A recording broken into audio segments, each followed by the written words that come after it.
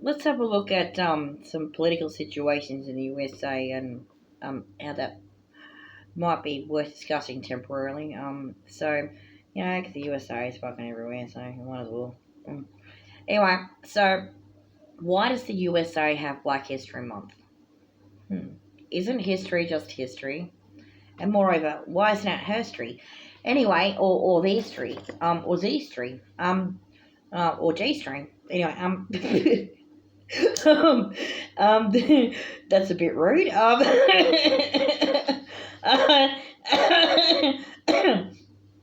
so, history apparently requires a Black History Month in the USA, so you can find out that um, the guy that made peanut butter was a black guy named Carver or something, or that Alexander Graham Bell, when he invented the telephone, had a guy working with him who was black, and so it was co-invented by a black guy. Or maybe you might find out, a bit like about the history of Martin Luther King, and so, and people like Harriet Tubman and stuff like that. So that's all pretty good because Americans love peanut butter, so they'd probably be pretty happy to find that um one of their favorite condiments was created by a black man. I'll be like, hey, yeah, that's cool, yeah, yeah, yeah. Add it to the list of things that of cultural contributions that like Americans have made to that society, including but not limited to at least 5 or 6 different musical genres. And and you'll probably be right to assume that their contributions actually been quite tremendous, historically, politically, culturally, artistically, economically, including through 400 years of unpaid wages, it turns out. But um, um, what you probably wind up doing, okay, is you probably wind up going, oh, how come it's not just history then? Because there's so many black people in America with so many black people things that they have done. You got to wonder if there's any white history over there. Like, what's white history in America? Like, it becomes a bit awkward for people overseas when they hear about white history in America. Okay, so it was the founding fathers, and they were a bunch of Freemasons who were part of an Esquire cult who wasn't the same as other types of masonry because they were doing that weird Esquire esoteric shit and were trying to suck the asses of the aristocracy in Europe, but it didn't work. So they had a big fight so they didn't have to pay tax. And it took like a couple of 100 years for slavery to be abolished because they were doing it. Oh, okay. The KKK is a butthurt organization that was invented because they didn't like slavery being abolished. Um, okay then. Um, um, um, and we could go on. Without being rude or anything like that, a lot of the stories about American history that comes out of the USA about white people isn't particularly nice. I mean, there's Buzz Aldrin and Neil Armstrong, of course. I mean, that's really cool. Um, and JFK seems pretty cool. Abraham Lincoln was nice. And there's been a few others as well. But um, um, there is definitely been a slant towards American history is a bit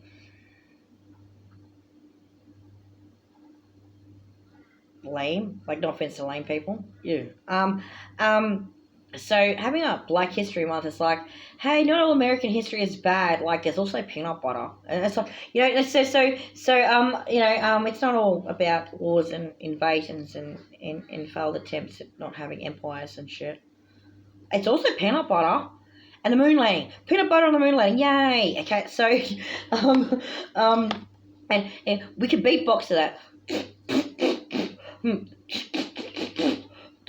We do the fighter music to the cover. Cover like this peanut butter. Makes you fight harder. This is the jingle and this is the song. We're doing marketing scam all day long. It isn't really rap and it's kind of crap. Australians don't like peanut butter. They like something that looks like poo. It's called Vegemite.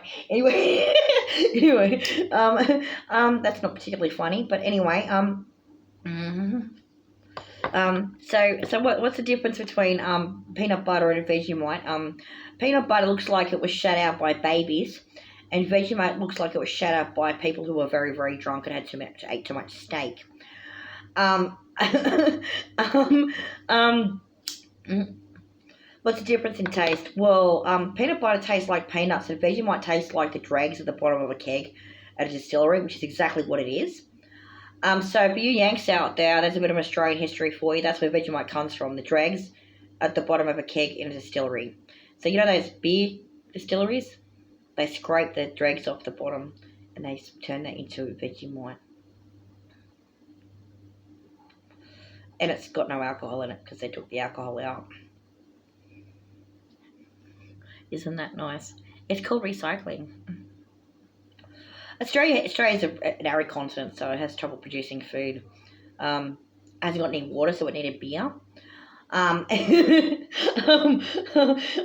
consequence was beer was invented, and they had to invent the food out of beer, and there's Vegemite for you. So that's Australian history for you. What about that? Okay, well, history. Why do you need a Black History Month? Okay, in America, when is it to point out all the flaws in white history by showing how cool Black history usually is, except for the slavery bit. Ew.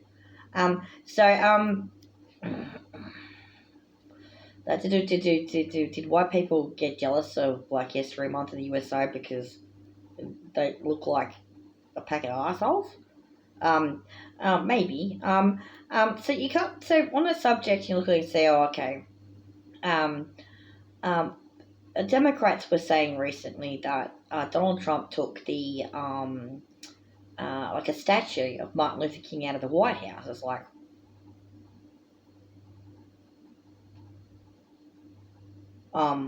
did he give him his own museum? Like, did he make the statue bigger and put it next to George Washington? Because that'd make sense. Maybe he's planning something better. Like maybe like a little head statue, like on a little table, is really not enough in honor for that man. He might need a big fucking fuck off huge one, like the Washington Monument or something like that. No, not the Washington Monument. That's just an oversized penis. Sorry, needle. Anyway, yeah, like the one George Washington where he's sitting on the chair. You know the one. It's in The Simpsons. And let's just have one next to that. That's Martin Luther King talking in his ear. Can you imagine like Martin Luther King talking in his ear, going, "We both had a dream. They're still working on it."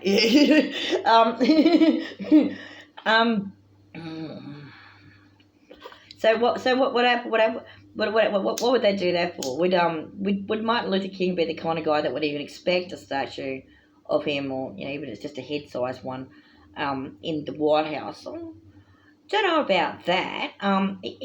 But you know what? If he made a good social impact, he'd probably be the kind of character that would have been proud that he made a good social impact, and would have been proud that they were acknowledging any person of colour, because that's the language they use in the States, for their accomplishments. So he would have been glad it was him. So yes, he would have been proud, but he probably wouldn't have expected it. So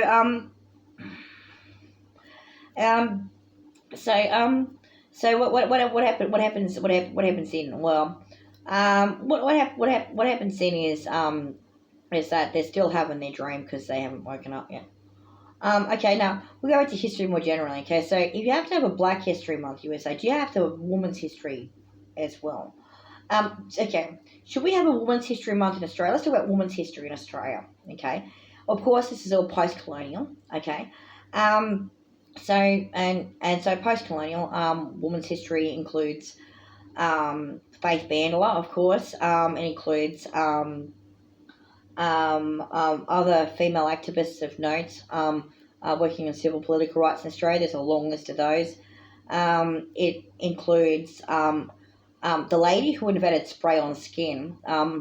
Sorry, we don't know her name, but there was a lady in Australia that invented some kind of device that's a bit like, like when you spray paint or panel beat a car, except they managed to put someone grow something, like get scraping of someone's skin, and they started to grow the skin in a lab, and they found a way to turn it into a paste, right?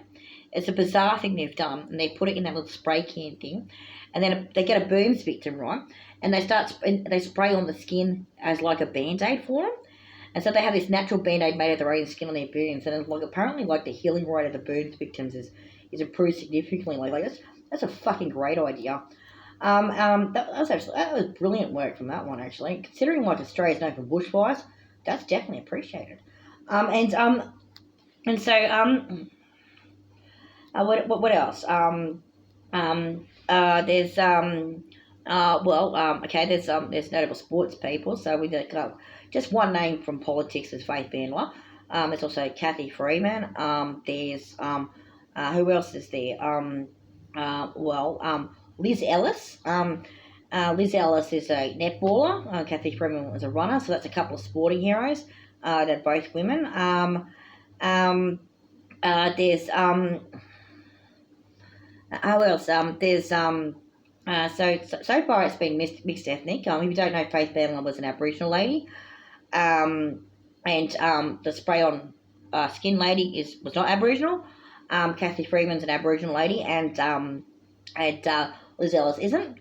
So there's a lot of stories like that.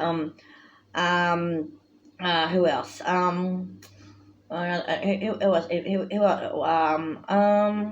Contributions to education. Well, the lady that was contributing to education apparently is on the are they on the $50 bill on the other side of your paying paying on. Hang on. Sometimes you learn about Australian history from the notes. You don't usually find monarchs on Australian money. Sometimes you find the monarch on a $5 note. It's because like the monarchy is of less value. So here's an Australian $50 note. Amazingly have one, considering it's a few days after payday. This the kind of money doesn't get you very far in Australia, in case you're wondering. This is 50 Australian dollars, okay? So this gentleman here is a guy named David his name's spelled? His name's hard to say. Oh, they haven't written it down. Hang on. Oh, yeah, they have that. Unipon. Yeah, David Unipon. Okay.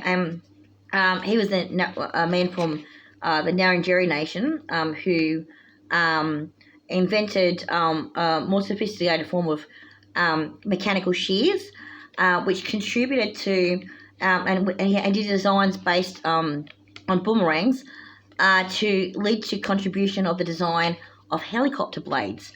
So he was a very clever man. Okay, so of course that's Man History Month and Black History Month. Okay, in Woman History Month, this one is Edith Cowan or something like that. Is that I don't know? Yeah, Edith Cowan. Okay, Edith Cowan was some kind of education person. So these are clever people right here. What? Clever Mr. Unipon and clever Edith Cowan. Okay. What else can you find for Australian money to tell you about Women History Month? Well, actually, usually Australia's usually on the money is usually a bit what's the word they cover both genders. So this is a $20 note. So on the $20 note, okay, here is the founder of the RFDS, John Flynn. Okay, and this is Mary Whibley, and she looks like she's one of the early female convicts. We're not sure. Don't know the history of that one, but Mary Whibley, yeah, she looks like she might be one of the early convicts. And John Flynn was much later, and he was associated with he founded the Flying Doctors. It's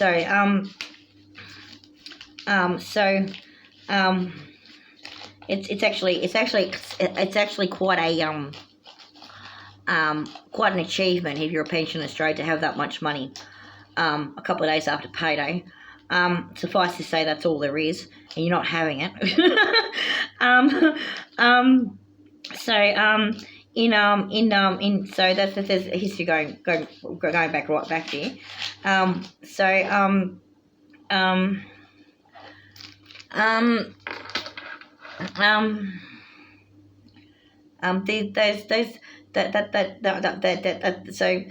you notice how, like, the bigger money, the $50 note, didn't have a monarch on it?